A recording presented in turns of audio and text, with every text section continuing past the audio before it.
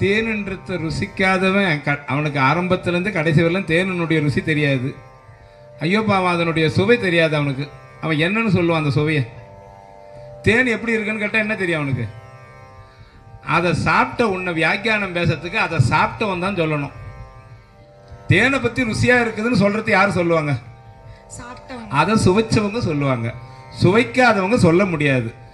நல்லா கேட்டுங்க, சிவத்தை கும்பிட்ட சிவனடியாராக இருக்கின்ற திருநீறு ருத்ராட்சம் தரித்த அடியார்கள் இந்த சொல்ல சொன்னாங்களா?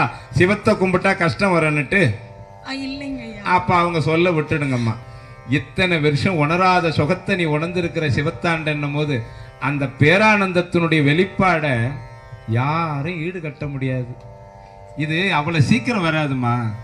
7 ஜென்மம் புண்ணியத்தினுடைய பராபலனால மட்டும்தான் சிவ சிவன்ற வார்த்தை உள்ள நுழையும். சிவன் கோயில மிதி